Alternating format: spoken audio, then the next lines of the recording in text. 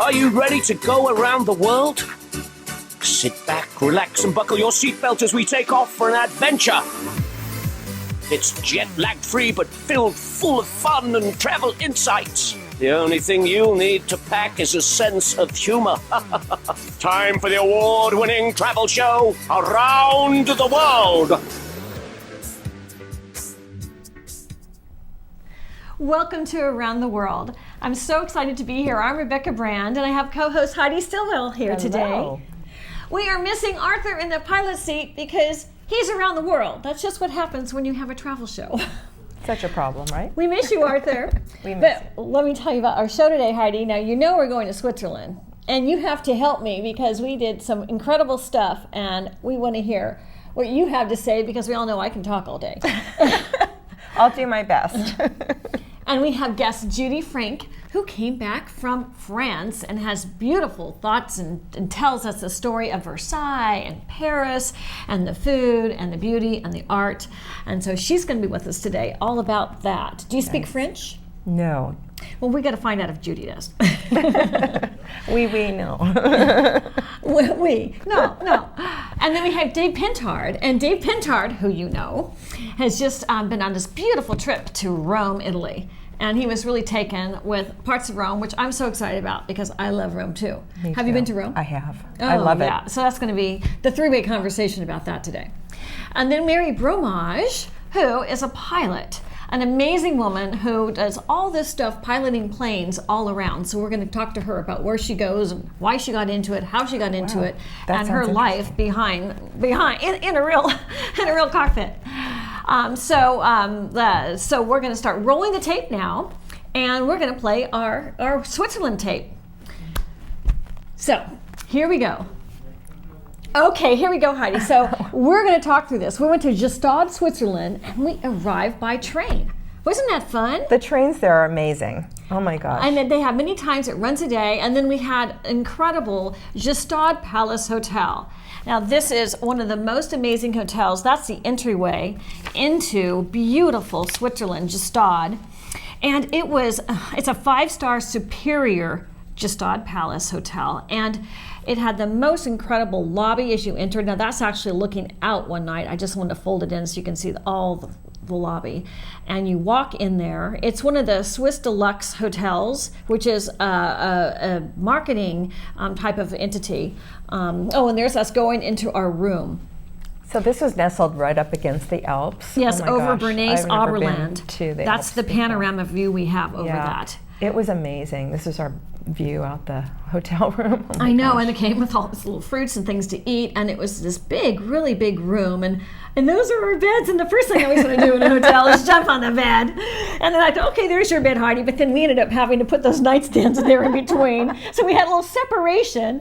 And then, oh gosh, wasn't the bathroom pretty? The bathroom was amazing, and the view out that tub, wow. And now we get a little more of that view in a minute. That's right. I made you take some video of me. But yeah, they even had a bidet, which I thought was great. This is such a European thing. And, Americans don't really know, but it's just so nice to have the hygiene factors. There you were sitting there.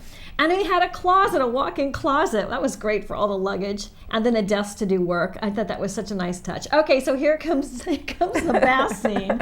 And really high-end hotel toiletries, and then we get the bath ready so that I can look out the hotel. After traveling, I just thought that's the first thing I'm going to do is jump in that tub and look at that view. Now, we were there at the end of the year, so the weather was really warm, except that day was the only rainy day we really had in our trip, right? Remember that? Well, it was leading up to the rain. I think the next day was the rainy day. Yep.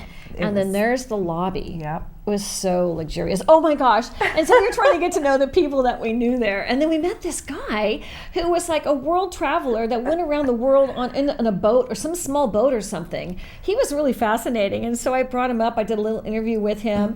And it was so funny because the group we were with go, does she know him? They were just blown away by you, Rebecca. It's like, wait, does she know everybody? Like, no, we're just friendly Americans. We had to let her know who was there in Switzerland with us. Oh yes, and then we had at Le Grand Restaurant, which is really a Michelin star restaurant. And there's Anna, that was the manager, and Beatrice Lessie. Wasn't she Yes. fun? Oh She my was gosh. an Instagrammer, a big one in Switzerland. So we were hosted to these fantastic dinners all along, and this was amazing. I know, and the wine. That was my like, gosh. he was showing me the year in that wine. That wine was this old, amazing, decorative bottle of wine, and it's a local wine. And he's pouring that, the lobster. Did you have that dish? I think we all got to choose what we wanted. That was like a lobster salad. And then that was the homemade, was it rigatoni pasta that they made in the I kitchen? had the fish that night. Oh, which you had the I think fish. we Well, I get think to that's see. coming up. Yes. With the sea foam. And that was Yes. pretty impressive. That was like a cod with the sea foam. Yeah, it Was was it good? delicious. It was delicious. And then I had the venison with this veal reduction sauce on it that was as tender could be. And I was flipping out about how juicy and delicious it was. I mean, the food, I have to say, was so amazing. At all the places we stayed with the Swiss Deluxe Hotel Group, we stayed at so many, 5 or 6 of beautiful luxury hotels. There's Anna. Wasn't she cute?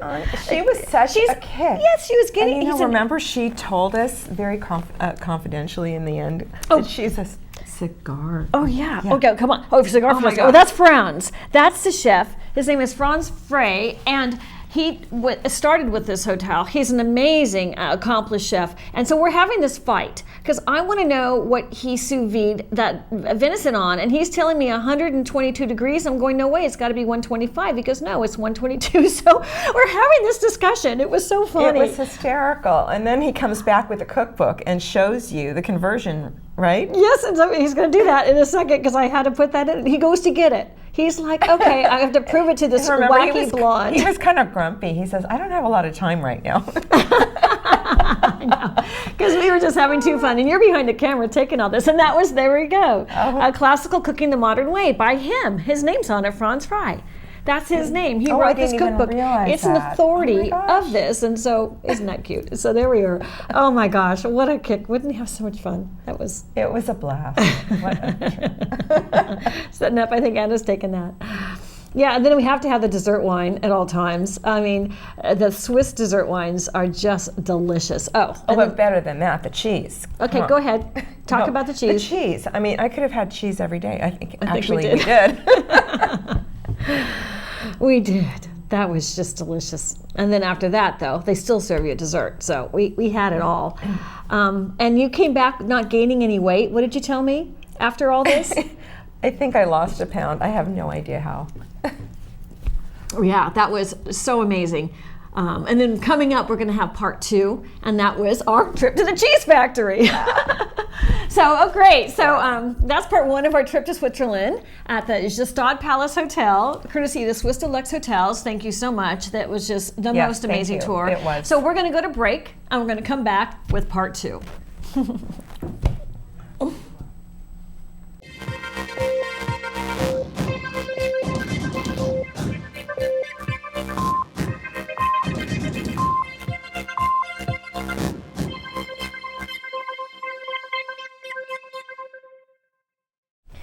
And welcome back to Around the World without Arthur. Arthur is traveling around the world somewhere and beyond, which is the life of Arthur. And so I'm Rebecca Brand, and I'm here with co-host Heidi Stilwell. Hello. Who came with me to Switzerland for the most amazing trip in the world, courtesy of Swiss Deluxe Hotels, to show us how wonderful their Swiss hotels are, because we didn't know. And they put us into the Gstaad Palace Hotel. And so we're going to run part 2 of our great trip there, and we go to the cheese factory. Let's go. I have to say, this was my favorite part. Oh gosh. Oh yeah. And that's Renee Reiser who gave us this tour. And this is where the setting of it is. And that little building goes underground to where they store and they make the cheese. Wasn't that? Well, they don't make it, but they store the cheese there. And so I'm trying to open the door. There's Renee. Oh, wasn't he nice, Heidi? He was great. And then that's Molkerry. That's the cheese brand they make. And it's Bernard Holberkasse. I can't say that right. Oh, I know we wanted to talk about those fondue that's things. okay. That people can go and camp. And then there we are, had to go down this to get into the storage room, and I grabbed my sweater on the way. You know because what? It was cold I down felt there. like we were in the Church of Cheese when I got down there. They had all these candles lit. And it was like the most amazing thing. I've never seen anything like You know, that. you go to wine cellars where they store it kind of in the same kind of temperature because it's naturally Yes. temperatured. Cool, but they and have moist. a dehumidifier up on the ceiling because they don't want the cheese to get moldy, because that's really important. And so it hardens, and around the cheese, that's the natural rind it creates. Now there's a humidifier, and that cheese, remember how old that cheese was? 150 years. Can you believe it? imagine? It was hard as a rock. Remember we picked it We up and actually touched ate it. No, we never ate that one. Oh, we didn't? No. Oh, He just okay. talked about it. People talked about eating it, but he goes, no, we don't eat that. This is the one. This is the one. This is the latest module of the year 2018 or something. And he showed us how to slice it, because that thing was wafer thin, paper thin. Then he had some other cheeses I tried. Yeah, that was so great. And then we have that Riesling wine. Remember, that was like just from a field next door. And oh, there's Beatrice Leslie. We love her. She was our friend. She was our companion on the trip. An Instagrammer. She's like number one in Switzerland Instagrammer. Oh, look at that. Wafer thin. That's when I did it myself. That was so great. So we had the most interesting cheese lesson, and then we got to ride through the area, and that was, get this. This was the chalets that go for $35 million, they were telling us, in this area for the old-fashioned Swiss chalets. You get some acreage around it, but not that much. It's one of the most expensive pieces of real estate in the world, is that area by Gstaad. No, it was interesting because it's one of the places that rivals Santa Barbara. Oh, it in rivals, prices. yeah. And now this is a spa, the Gstaad Palace Spa. This was amazing. Oh my gosh. I've never seen a spa like that. I haven't either. I've been was- to some really nice ones, but this was... And then it beyond. had the fire pit going at all times, and then the pools. All kinds of, this is the indoor pool, but they also have an outdoor Olympic-sized pool. And of course, any kind of refreshment. The refreshments were everywhere in this hotel. And then we got the full tour. Remember that? Yes. And there's the weight room. So much equipment. Oh, and the relaxation room. Remember that? They said you can go. Yeah, isn't that nice? I've never heard of relaxation rooms before, but that's very common Because now. you could lay down there and just look in the view and just read a paper, read a magazine, just close your eyes. And just think of that. That's the hotel in the background. But just think, we were there in the summer, although it was a rainy day, but in the wintertime, that thing would all be covered with snow. So, and that's the interior pool that leads out through that door. Oh, then you got me outside flipping around. And the water was so warm. But can you imagine if you had snow all around you in the wintertime too? Yeah. I love the fact that they have these indoor spas that you can then just press a button and the little window opens up and you can swim out. Which go out. I'm hoping, I think we see that. in a Yeah, and minute. what a setting. Yeah, we're going to see it. And they had, to the right is a jacuzzi, and there's me pressing the thing, and it automatically opens, and then bye-bye, go back So inside. it's so cool. So it stays warm inside, but And you then- can go out. And then here's a sauna. You can just go right into that sauna and fogged up the camera lens. That was so fun. And then, what's that, Heidi? You know what that is? Oh, that's the foot bath, which I've never seen that before. Have you? I have never seen a foot No. spa.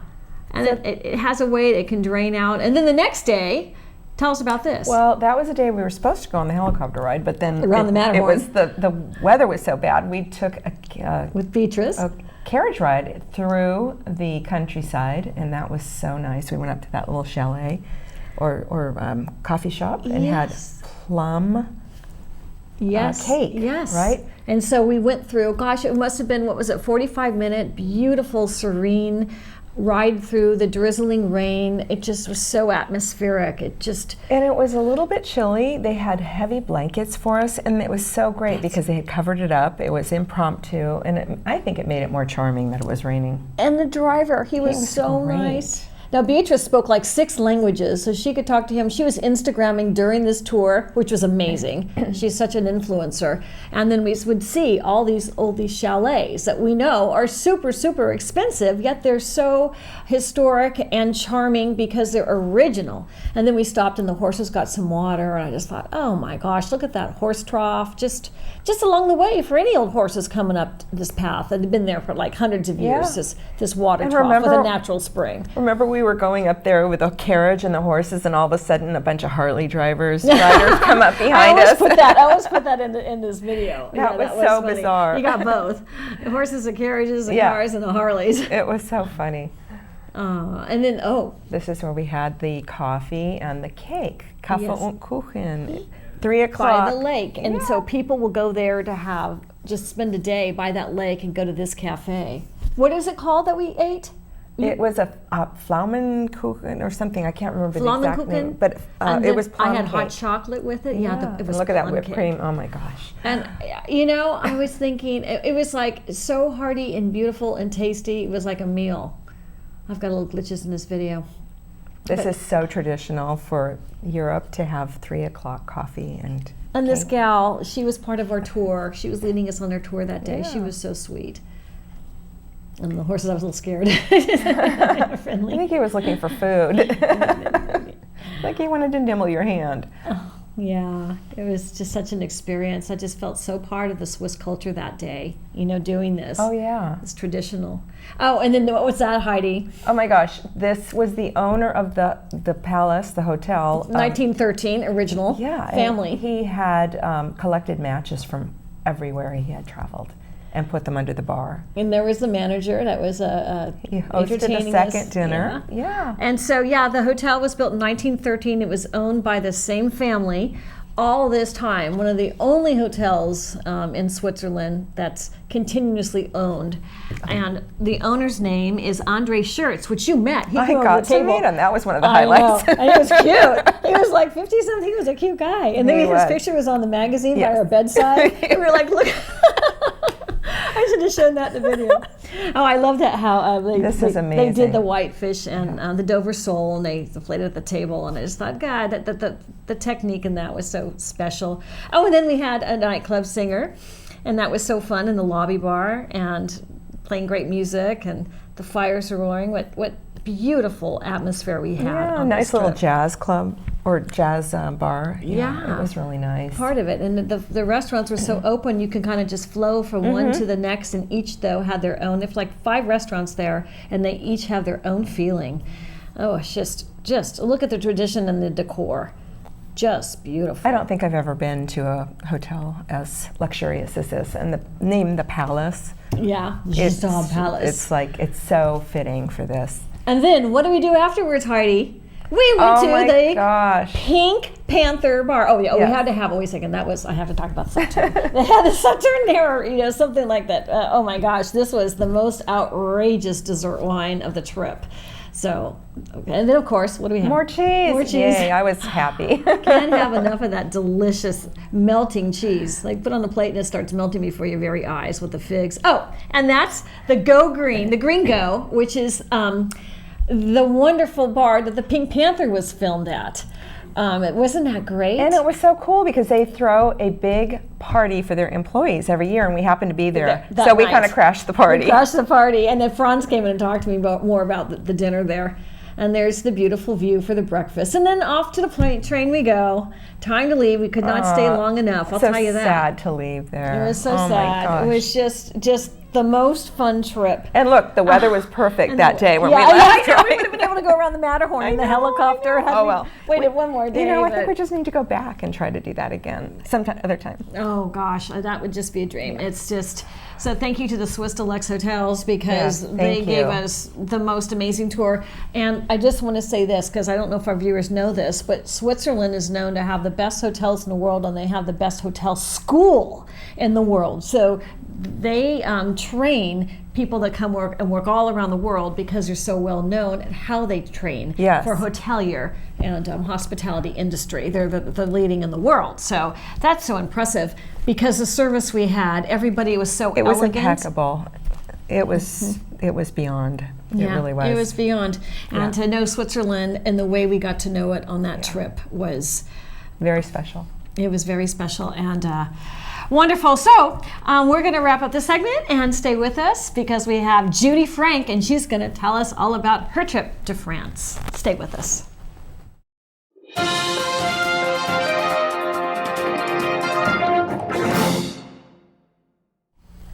And welcome to the next segment Around the World. Unfortunately, Arthur can't be here because he's traveling somewhere around the world. So I get to So be here. Heidi Stilwell's here, co-host Heidi. And we have guest Judy Frank, who's just come back from France. I love France. Oh, gosh, we love France. So, Judy, welcome to the show. Hi, Rebecca. Hi, Heidi. Hi, Judy. I'm happy to be here, and let's take it away. Well, tell us, how long were you in France? What was the reason you went? And tell us about the trip.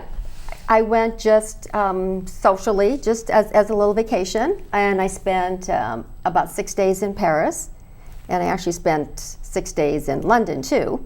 So it was sort of a combination of the two countries. And so I think what we're going to talk about today is sort of my experience of what we did in Paris. This is actually my second time Really? that I so was you've there. been there before. Did you go see the same places again, or did you go different places? No, different places. This last time was we did more of a walking tour, but I also did some of the repeat of Versailles and the Louvre, and I think I have some pictures here of oh, great. that we're going to let's show, show and pictures. let's talk a little bit Mike about. And, Mike Nicholson will share pictures of your trip, and we'll Okay. talk about them. All right. Yeah, it's just, I love France. That's one of my very favorite countries in all the world, because I'm also painting French Impressionists when I get thought time. of you. So, yeah, I you know, thought French of you. food, French art. I mean, that's kind of my thing. But now Switzerland is like kind of taking over my fan. But they have good cheese and wine there too, though. Oh, where's that, Judy? Oh, that is, those are the gardens of Versailles, Oh, wow. which are absolutely amazing. And the picture doesn't really do it justice because it's such a grand experience, and then you're trying to capture it on a little photograph.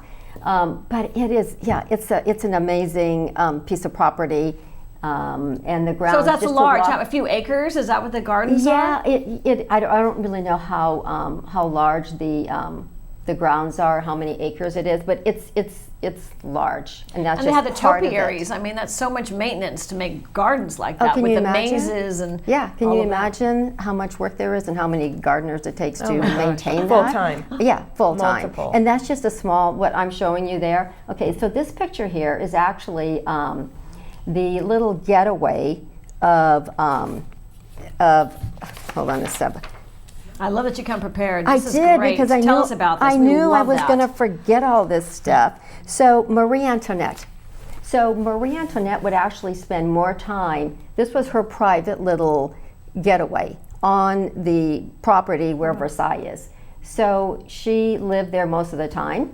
And again, this is just a small snapshot of how amazing this little getaway place of hers was.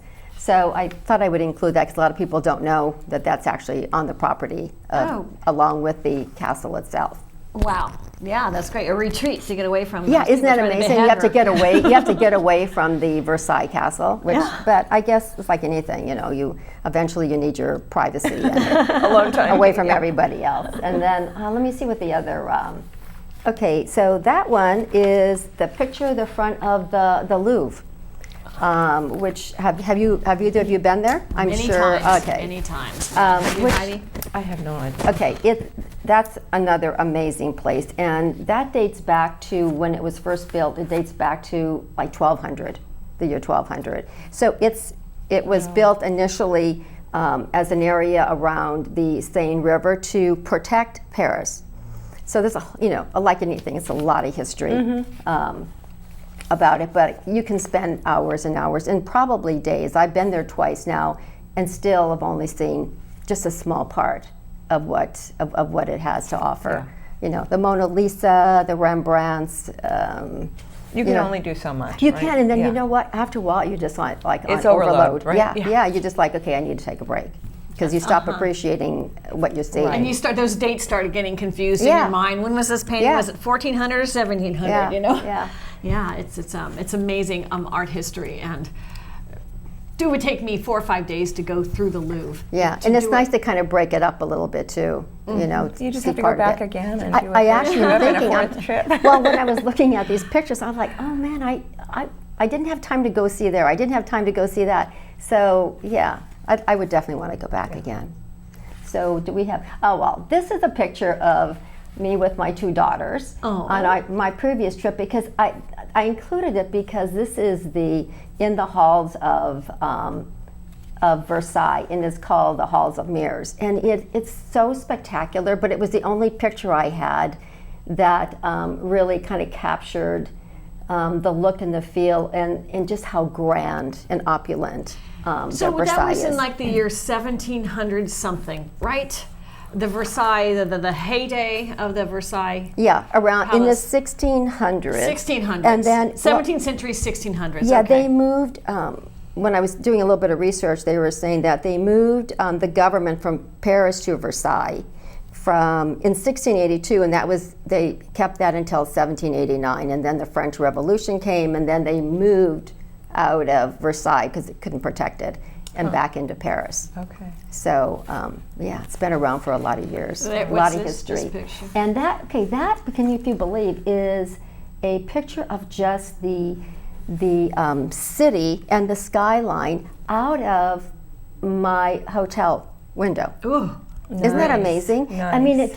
it doesn't even look real, but it was so spectacular, and maybe because it was a little bit overcast, so the clouds and stuff are there. It was so beautiful. The skyline was just fabulous. Wow. So I What thought I a wanted to view. include that picture too. Oh yeah, the rooftops of Paris. Oh, yeah. I mean, all They're- those yeah. the movies and all the things Yeah. we grew up with, and just that. And so do we idyllic. have another picture? Okay, so this I included for anybody who's never been to Paris. This is a typical city street square where you have this fabulous architecture, and then you got the hustle bustle of people and all these little restaurants, these little coffee shop areas. So I wanted to include it so people would sort of get a feeling Of the socialness of what it. of the Yeah, streets of yeah. Paris. It's so. Everybody's out all the time. Yeah. Eating and drinking and having their coffee and Sidewalk it's cafes. So different Yeah. than we have here in the United States. Just so different. It's so much more relaxed, isn't it? It seems that way. Yeah. I don't know when they work, but I mean, I often wonder that. I'm like, when do these people work? Because everybody seems to be just chilling and eating and drinking coffee. So, okay, Cafe. so this is at the Louvre. And this is just kind of a picture of some of the different statues and the marble and stuff like that. And again, it's such a small part of the whole big picture. But I thought I'd include this so you sort of got a feeling of the different statues. Yes, they have that whole room of the Roman statues. I think Yes. they have a David in there. Yeah, they do. There's like two Davids. They got one in Yeah, there.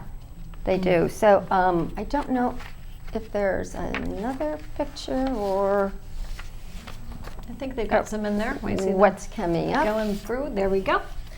Yeah, I love the picture journey. Oh, okay. So this, I decided to include this in our little talk today because it's this picture and then the next picture of the stairs that actually, for those of you who have been to Paris or even different parts of Europe, you find that what they call toilet, we say restroom, the bathrooms are all like downstairs in a basement, sort of like in a dungeon, and you can see. So the stairs are there, and you're walking down these dark, windy, narrow steps, and then down a hall to go find the bathroom. And it was. I kept thinking, boy, I would want to make sure I went to the bathroom before I had 3 glasses of wine because I don't think I could make down this. I don't think I could make it down the stairs. Well, I'll make it back up. I'd be exhausted. Well, it's kind of scary, but it's very interesting how the restrooms are just so removed from the rest of the places where you eat, and they're always downstairs where you've got to just find your way. So I kind of wanted to include that just so people got an idea of how different it it's interesting is. because Paris is known for the sewers underneath the city. You're probably one of the earlier, those old cities knew to do that. I mean, plumbing issues and all of that. So it's interesting so that you point that out even ages and hundreds of years ago that they would have the lower plumbing. It's a well thought out city. Yes, yeah. I don't know how far back it dates, but I found the same thing when I was even Italy and stuff too, is that they always had their toilet. It's so true, and I've Down never in- really thought about Yeah, that neither before. have I till you Judy, brought it but up. It's very true. Well, when I saw this, it was such a What cool a subject! We're talking about I know, toilets but and you a know travel what? show. But you know what? But it's just they're part of the whole history of Infrastructure. Yes, yeah, it's very different. So anyway, so I kind of wanted to include that. That would be a good discussion.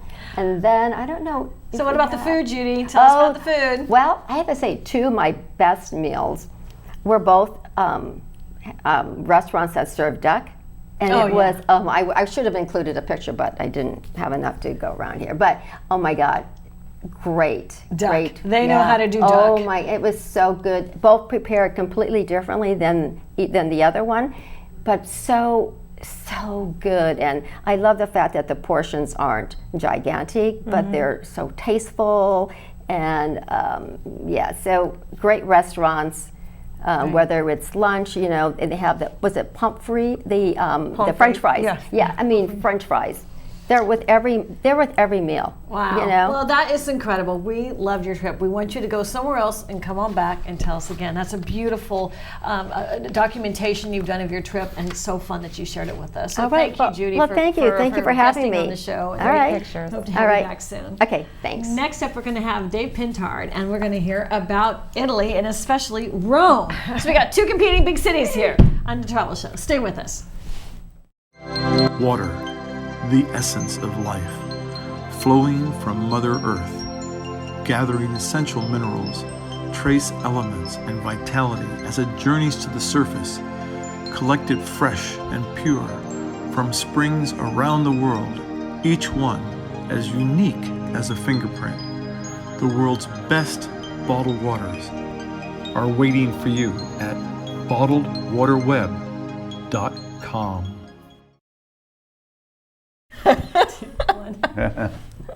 And we're back around the world. I'm Rebecca Brand with co-host Heidi Stilwell. Heidi Stilwell, my partner in videos as we go around the world together. Oh, I thought you were gonna say in crime. Well, it could be sometimes. We don't talk about that on camera. Okay. And we have guest Dave Pintard today, who just got back from Italy. Well, 6 years ago. okay. But he had the time of his life, Hot off and the he's press. here to show us and tell us about Yeah. it. So welcome, Dave. How are you Thank today? you, Rebecca. It's great to be here with you and Heidi. Thanks for having me. Very nice. So tell us a little about yourself and tell us about this trip and set us up. Been in Santa Barbara a long time, 40 years or so, and active in the community, commercial real estate. And my travels to Europe and into Italy, the best thing about Santa Barbara is the people. And so that's the one thing I really enjoyed about Italy as well. Well, so how long are you there? And tell us about your trip. I was there approximately 2 weeks and landed in Rome, hit Rome first, and then went up towards Florence and then Venice and then out to Tuscany and so everywhere. Hawaiian country. You went through the and whole then country then, it sounds pretty like. much. I didn't get over to the Amalfi Coast and other places I'd like to do, but in the future. Did you drive from Florence to Rome, or how'd you get there? No, we took the train. Oh, wow. And how was that? It was awesome. It was a bullet train, and Oh, we really? got there in no time. And then we took the bullet train up to Venice as Wow. well. And Because Florence to Venice isn't very far. No, you can do that. That was a day trip. Nice. So, Out of Florence. Yeah, Oh, Yeah. that's cool. yeah. So, Okay, so then you go to Rome. Where'd you stay in Rome? right downtown, right by the Trevi Fountain, in a kind of a boutique hotel, and they were just wonderful accommodations. And it was really cool to be downtown and central because you walk everywhere. And obviously you don't drive in Rome. And it's like driving in Paris. You just don't, like Judy, I mean, there's certain things you just don't do. Well, I did. Me and my friend Patrice did, but we'll talk about that another time. This is your trip, not my crazy trip. What's that, Dave? We're looking at a pretty picture. That is a side angle of the Trevi Fountain, and they have the gentleman on the statue there is Oceanus, and he was a Roman god, and he gets confused a lot with Neptune. And so that is not Neptune, it's Oceanus. Oceanus. Is his name, yeah. Oh, as in the oceans. Yeah, Well, yeah. that's great. So your hotel was right by there. That's Yeah, cool. it was really cool. So what else do we have? Let's see some other pictures. Where else did you go? Well, I went all around Rome. I mean, we covered Rome. That's in front of the Trevi Fountain as well. Oh. That's with one of the armed guards there. Oh, when the Wasn't guards. that- One of the members of their local police department. She was a very, very sweet person. And then there's three statues behind the Trevi Fountain. Right. Obviously, old antiquities. Right. And that building behind, I thought originally it was a government building, but it was actually a residence. Wow. And they built the fountain after the residence was built. And that fountain, last time I was there a few years ago, everybody just goes there in the evening and just hangs out. It's magical, yeah, at night and during the summer. And I guess the deal is that you take a coin and you with your right hand you throw it over your left shoulder, and that is to ensure a return trip to the Tivoli Fountain. Oh, well, that's what happened. I forgot to do that last time because I haven't been back since. Did you do that? I did that, yeah. Oh, yeah. good. So that means you're going back. They clean the fountain every night. Wow. Really? And they pull out about $3,000 a night, and they give it to charity. Oh, that's nice. Yeah. That's really nice. Yeah. Wasn't there a famous picture or episode or something in a movie there was it Marilyn Monroe? Or No, somebody, or it who was Katharine Hepburn, I think, and somebody else. And Oh, that was called Roman Holiday. it was. Exactly. It was Audrey Hepburn. Audrey Hepburn. And it was Cary Grant. Oh. And they were on the motorcycle, and she was splitting from her family, and she took off and ran away with handsome Cary Grant. Anyways, Okay. I knew there was a I story like there. that movie. There's a number of movies, though, that have been filmed there, yeah. Okay, well, we're going to get to some more pictures. We see one coming up here. What's that? That's the statue of David. That's Michelangelo. That's in the Renaissance era of Roman art. Michelangelo, without question, I think the world's greatest artist, sculptor. He was an architect and a poet, and in the 1500s. And a lot of his works throughout Rome. And I think we have I'm another forgetting, one. is that within the interior space, Dave, or is that outside that you saw the statue of David? No, that's inside in the museum. In the museum. Okay. Wow. Yeah, that's fabulous. spectacular. It's very huge, right? Huge. I mean, it's a big You're a thing. tall The guy. thing, How thing tall are you, about Dave? it, I mean, some things look like they're out of proportion. Like he has very large hands, and it just is.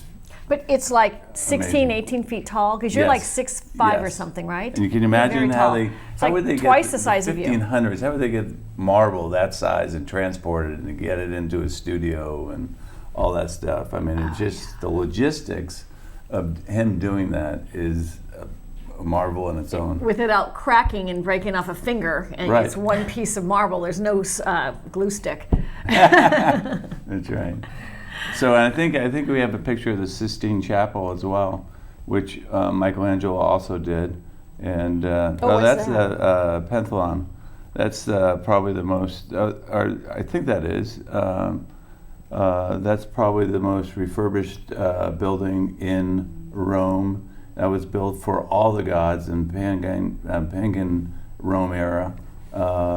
And that was about 1000 AD. When was that building started? I forget. Is it 500 I don't AD? know. And it's the emperors, and they worked on that building for like 1,000 years, something like that, right? I'm not sure. That you was in know. the Forum. Well, Rome, where all this old I think buildings are? that was, and I had that wrong. There's a Sistine Chapel. Michelangelo did all the artwork up on the ceiling of that. And the crazy thing about that is when you look up, the ceiling is so high, and it's like 70 feet from the floor.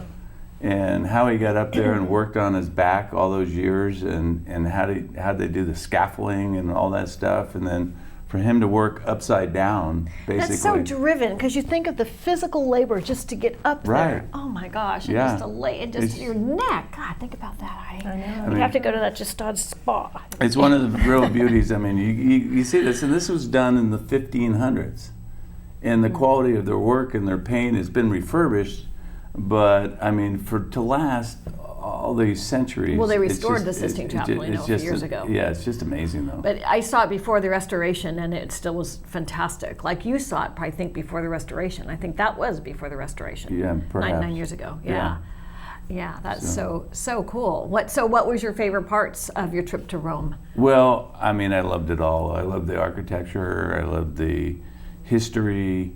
I loved the people. I loved the food. I just loved all the ambiance at night. It just was Rome. Rome is so enchanting. I mean, I've been to France. I've been to Paris, and I've been to London and whatnot. Switzerland? But Switzerland? Switzerland, I have not been to, but I'd like to. I'd like to. And who's this guy? Well, this is a member of the Swiss Guard, and Oh, he is Swiss Guard? Yep. So then Switzerland came to Rome when you were there. That's too So funny. they are the protectors. They are the guards in front of the Vatican. Now, the Vatican is its own country. It's the smallest country in the world, And Michelangelo, I included that with the pictures of Michelangelo's work because he designed the uniforms for the Swiss Guard. Did he now? Yeah. Oh my gosh, that's fantastic. That is. That's bizarre, and he's a costume designer too. I mean, what didn't he do? I bet he Very cooked really good. Walters, huh? But he made a mean pasta. Wow. Oh gosh. There's the Colosseum. So the Colosseum was built in, I want to say 70 AD, but they don't call it AD anymore. They call it CE, 70 CE, Common Era. And the Roman Colosseum it's just a engineering marvel to me. That's why I loved about the Colosseum. I mean, all the tunnels and the pulleys and the architecture and the columns. And it took them 8 years to build the Colosseum. And it was their stage for gladiators. 8 years they built the Colosseum. A ton of slaves. And they made had- that in 8 years? That's crazy fast. Right. For And a building like there was that. 400,000 slaves Wow. that died in the building of the Colosseum. 400,000 died in the building of it. Amazing.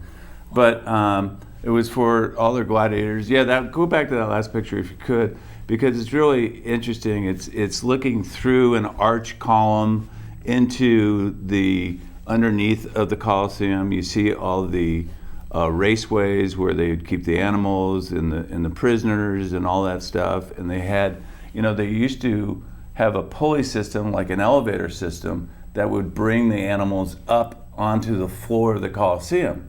So just all of that intricacies alone were just fascinating to me. But how did they get the animals all the way from Africa to Rome? I mean, it's not like these tigers and whatnot were out roaming around Yeah. the streets of Yeah. Rome and they just lassoed them had to or go something. get them They and had to go bring them. get them and travel them and bring them back, and they were healthy in order to be in this competition with the gladiators and whatnot. Got it. Well, I just think of the It's just- horrors of those shows, and that it's was just- just the entertainment there. yeah. So I can't Yeah. really get that out of my head. Yeah. It's kind of freaky. So, But that's the way of the culture back Yeah, then. but I mean, their aqueduct system and the water flow going through the Rome had the best water in the world. That's why the Romans had the baths every day. Right. Because they had the best water system in the world. That's so right. The Roman baths, it's cleanest, where other people didn't have that luxury in the fair. Well, anyways, we're interested in you going to Rome and coming back, or any other trip you go on, because it's fascinating. I'd Thank love you to. for walking us through your trip to Rome with all the excitement that you had on that trip and the art. You're welcome, my pleasure. Thank you. Thanks, So thank you, Dave. And then we're going to come back and see Mary Bromage. She's going to talk about her trips flying the world. Stay with us. Canine of mine, friend for all time. So glad you're my best friend. Through thick and thin, we'll see things through. Canine of mine, so true. Get the A to Z on adoptable pets at animalzone.org. And back with Around the World with Heidi Stilwell as my co-host. I'm Hello. Rebecca Brand, and we're missing Arthur today terribly because we love it when he's here. We love this show he's created. He is, this is an award-winning show. Yes, For 20 years he's had this show, and he wins amazing. award after award every year. And I'm so thankful that he's asked me to be on. And I'm so glad you get to co-host with me because it's really a great experience. So Arthur, wherever you are around the world, we miss you. We love you. But we're going to carry on without you because we have Mary Bromage here, and she's a pilot. Hello, Mary. Welcome to the show. Hello. Thank you for having me. Well, I want to ask first off, we all want to know, how did you get into being a pilot? What is that about? So I moved to Santa Barbara about 2.5 years ago, and I didn't know anybody. I needed a project. And I thought, well, there's certain ways that you can get into the community, and I thought, I always wanted to fly a plane, but my kids were raised. So this is new. And the risk was low. So my this is like gosh. very new for me. Wow. So I went to the Santa Barbara Flying Club and figured that out. I hired a CFI, which is a certified flying instructor.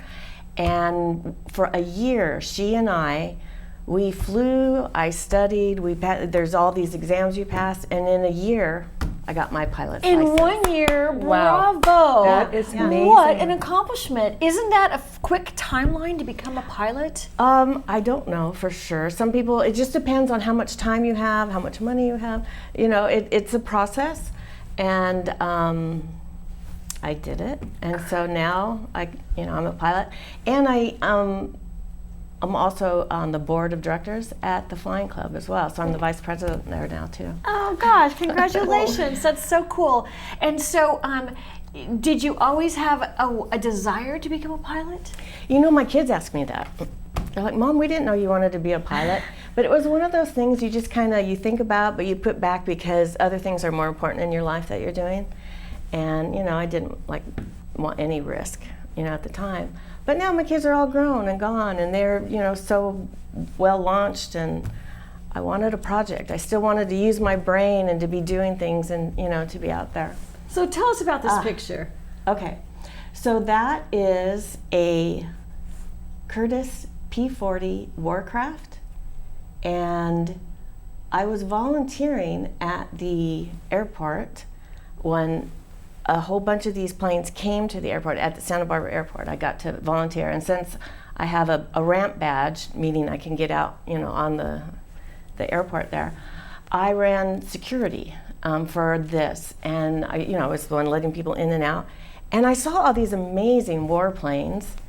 But the thing that really intrigued me was all of these guys were coming off of this particular plane. That's so decorated. Look at the mouth. It looks like a shark. Well, that is. It's a shark mouth. And they were coming off of this plane after having a ride, going for a ride. And I saw them breathless. I saw them just super excited. And I thought, I want to do that too. So at the time, the weather turned bad while we were in Santa Barbara, and I wasn't able to have the opportunity to go fly. But about a week later, they called me and said, we are in Camarillo. That one's the one in Santa Barbara, actually. The other one was Camarillo. And would you still like the opportunity to go up and fly the plane? Wow. And I was like, yes, of course, I will do that. Not very many women are pilots, let alone being able to fly a 1938 Warbird. Wow, what an experience. So you went up. So I did. So how did it feel to be in, there you are, So you're getting in. this is being hooked in. And so first of all, you just do the seatbelt, then you do the parachute. And he is, helping me make sure everything is good. But he says to me, oh, don't worry. Nothing happened for at least 2 flights. Oh, no. Or because he's showing me how to use the parachute and everything. I was like, no. So anyway, it worked to where there's only 2 people. There's the pilot in command, who was the guy flying in the front. And then I have all the controls for flying in the back. And since I'm a pilot, I was actually able to fly the plane and log time. Oh, really? In my logbook, flying the plane. Gosh. And so honestly, this is that's what your view is, This is my view from the back of the plane. That is my cockpit there. Those are all of the instruments. And so as soon as we took off, we take off at 150 miles an hour. And then once we got up to about 7,500 feet, he says, okay, plane is yours, which means now I'm the pilot in command. I have the plane. So I was able to, we had to, there I am. All right. It was. So what did you do? Did you go straight? So basically what we needed to do that's is going rapid fire? As soon as we take off, now the engines are very hot. So he says, fly, we were over Simi Valley at the time. He says, fly to the ocean. So we flew to the ocean, and I'm, keep it at 7,500 foot altitude. I've got the stick. Oh, there it is. And so we're flying over the ocean. He says, okay, make a U-turn, and now we're flying back over Simi Valley toward the mountains there, and we're cooling the engine. And then when everything is good, that the temperatures are correct, he says, okay, he's taking control. He's now pilot in command. And he says, are you ready? Are you feeling good? I'm like, yeah. And what we did is we did an aileron roll. So we took the plane and rolled it. We did a 360 roll. Did that freak you out? No. No, not at all. So you are, you're in the plane, and you would think that maybe, you might be hanging from your seatbelt or something like that, but you've got about some G-force on you. You're pulling 1G, and at the same time, you're rolling the plane. So it feels as though you're sitting in your seat, nothing else is happening, and you are watching the horizon just go all the way around. And you don't feel like anything is happening to you because you have just enough G's to hold you in your seat as you're, rolling through that. Doesn't make you Does it dizzy? take you to do the whole turn? It does not take long. I'm thinking less than 30 seconds. Oh, okay. Something like It's that. quick, You're just, yeah. or a minute. It doesn't take all that long. And I was like, well, that was really fun. He goes, you want something else? I'm like, yeah. So then what we do is we do 4-point turns. And this is where the plane is actually, you flying this way, then you're flying sideways. Then you're flying upside down. Gosh. Then you've come around again. I would have been freaking out. Yes. And then you come back around to the top. Wow, Mary. So that was, So what's this magazine? This is amazing. so this is, Push it to the camera. There's your camera there. okay.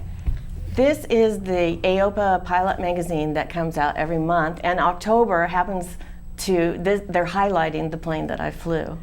Oh. So it's this, and then they call it a flight of a lifetime if you ever get the opportunity to go fly the plane. So this came out, and You've I'm only like, been a pilot for what, 2 years now? yeah. And then you get to fly this plane. Oh, wow. The That's flight pretty cool of a story. Oh, that tells you just you're right where you should be. That's very exciting. What a life. So as we were finishing our acrobatics, he says, okay, we need to fly back to Camarillo. So as we're doing that, he says, he says, the plane's yours again. And so we just do steep turns, and we're just flying, along. It was quite fun. And now he says, okay, we're gonna buzz the tower. What's that mean? Meaning, we fly right over the runway, right next to the tower, fast. Like Top Gun, when they buzz the tower and they shake everybody up in the tower. Okay. So we flew right by the tower, shook And them just up, waved at them as you went by. and then we pulled like almost 3 Gs of a turn that would then get us ready to come back around and land. He's a hot shot. That's what that guy sounds like. And you'll see a photo maybe too of the pilot. Oh, there you go. There he is. He's Oh. young, and this is what he loves to do. Oh, lucky. That's so lucky of So you. that That's was so us wonderful. after we landed, after we buzzed the tower. Terrific. Well, Mary, it's been so great that you come, and we hope you come back and share some more experiences and what you do, where you go, and how you get there. Okay. So thank you for being here, and we'll see you next time. And thank you. Stay with us. We're going to come back and have a little after party with everybody from today's show. That was a great story. I love it.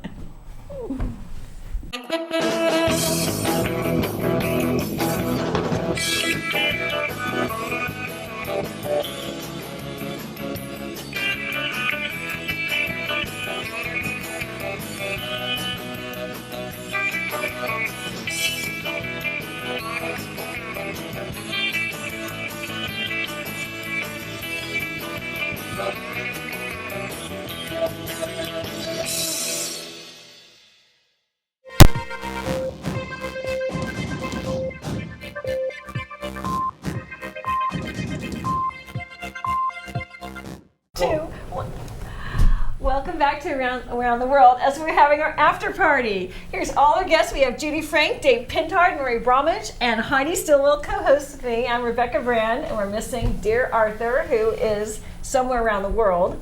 It's like a Where's Waldo with Arthur sometimes because he travels so much. So we're going to talk about travel, what it means to us. All right. Okay, Dave. Fun, vacation, getaway, visiting places you've never been before and places you want to return to, and special memories. So who's got their next trip up?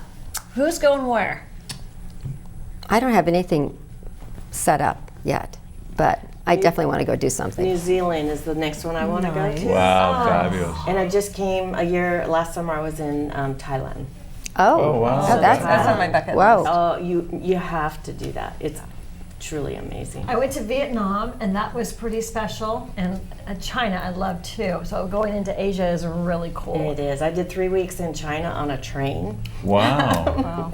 Oh, really? Oh, That'd yeah. be interesting. Now, did you go with a group or did you go by yourself? I went with a group. Okay. From UCSB or? G Adventures. Okay. And that was really fun. I've done Costa Rica, Thailand. New Zealand will be next. Oh, I went to that's New Zealand exciting. for 1 week, and I'd been into Australia for 2 weeks before that, and I wish I switched them around, because I swear to gosh, New Zealand is the most natural of wonders. Like, I went from a glacier down to a beach in a day. They're amazing, Mount Cook, and hiked the glacier.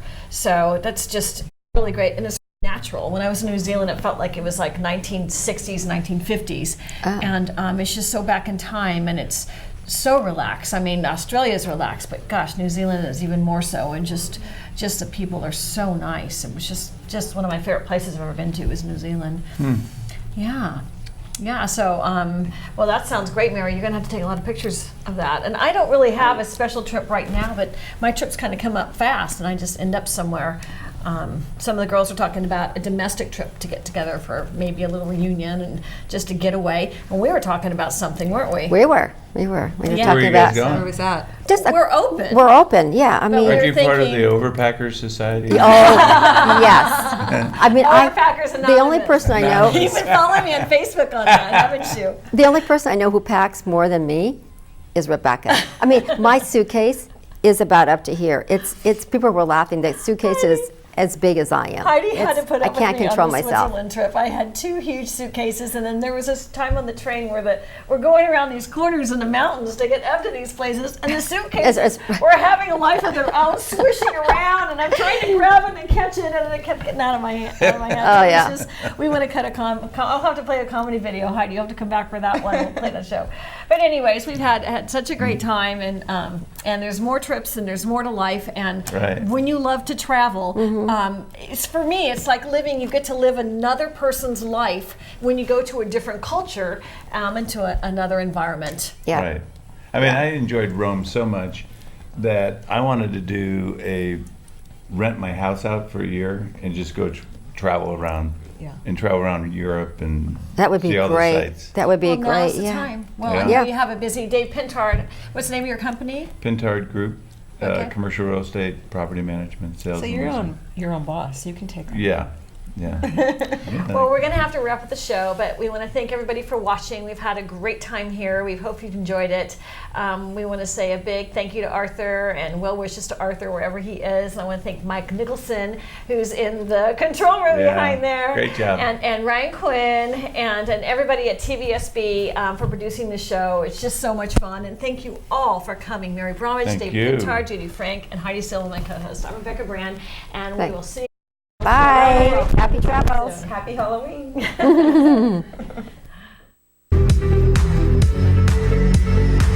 Thank you for traveling with us today on Around the World. We hope you'll join us for another adventure next week. In the meantime, all of us at Around the World wish you happy trails.